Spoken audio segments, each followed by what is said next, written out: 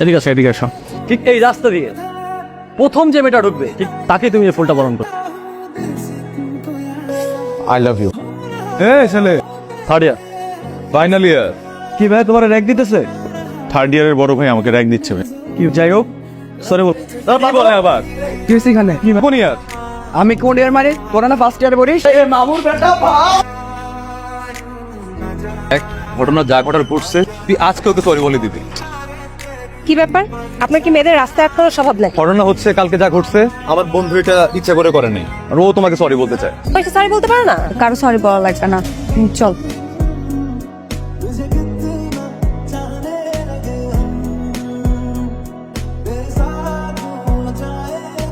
ঠিক করতেছোস, তুই চুপচাপ পাহাড়ে দে। সবাই আমার দিকে তাকিয়ে আছে কেন? Miss 45 good morning sir. 44 45 45 এই কারণে তোরা এত 45 করতেছিস। দোস্ত, ছেলেটা কিন্তু সুন্দর আছে। ছেলেটা তোকে পছন্দ করে দোস্ত। পছন্দ করে তো কি হয়েছে? আচ্ছা শোন, আমরা তো ক্লাসমেট, ফ্রেন্ডশিপ তো করাই যায়। চাইস না, চেষ্টা মনে করবে। আরে যাই না। আরে কি এত অবাক হওয়ার কি আছে? আমরা কথা বলতে পারি না? না না বলো।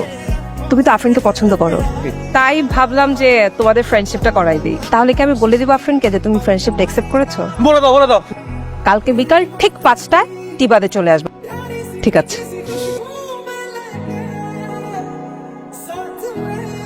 Thank you. নতুন বইয়ের পাতার গন্ধ আমার খুব ভালো লাগে। আর কি ভালো লাগে? তোমার চুলের ঘ্রাণ ভালো লাগে। আরফ, আমি জানি তুমি আমাকে পছন্দ করবে, আমাকে ভালোবাসো।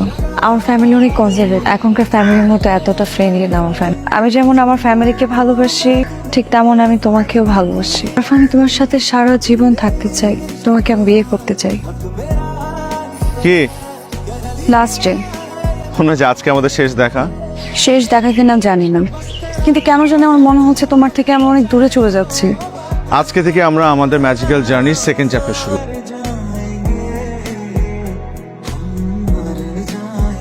হ্যালো আফরিন। বাবার বিয়ে ঠিক করে ফেলছে, আমাকে পছন্দ করে রিং পরে দিয়ে গেছে। আমি কি করবো বুঝতেছি না। যেখানে আসো প্লিজ আসো না। আফরিন তোমার কথা আমাকে বলেছে। আমি আর আফরিন 2 বছর যাবত একটা সম্পর্কে আছে। এই ধরনের রিলেশনশিপ বিশ্বাস করি না। শুনেছি তোমার বাবা মাও নেই, কখনো খালার বাড়ি কখনো মামার বাড়িতে থেকে মানুষ হয়েছে। তোমার রুটলেস ছেলের সঙ্গে তো আমি আমার মেয়ের বিয়ে দিতে পারি না। আরে শোনো, কথাই যখন বলতে হবে তাহলে এতক্ষণ ভেতরে চুপ করেছিল কেন? খারাপ আমার বলার সাহস হয় নাই। তোমার বাবা যে ধরনের আচরণটা করছে আমার সাথে, কুকুর বিড়ালের মতো আচরণ করছে, সেখানে তো তোমার বাবার ফ্যামিলি ব্যাকগ্রাউন্ড নিয়ে প্রশ্ন করা উচিত। আরাস, তুমি আমার বাবাকে নিয়ে আর একটা কথা বলবা না। ভুলে যেও না এটা আমার বাবা। আজকে আমরা বিয়ে করবো, চলো। তুমি কি পাগল হয়ে গেছো? মানে কি, তুমি আমাকে বিয়ে করবা না? এইভাবে কেন? একটু সময় নিয়ে সিচুয়েশনটা দেখে আমাকে বোঝার সময় দাও। 2 দিন পর তোমার বিয়ে হয়ে যাবে, তখন কি বিয়ের কার্ড পাঠাবো আমার কাছে? তুমি কিছু বলতেই পারো নাই তোমার বাবার সামনে, তখনও কিছু বলতে পারবা না। আমার আসলে না বোঝা হয়ে গেছে, বুঝছো? তুমি একটা বেঈমান, তুমি কখনো আমাকে ভালোই বাসো নাই। বাপ একটা বেঈমান, তুমিও একটা বেঈমান।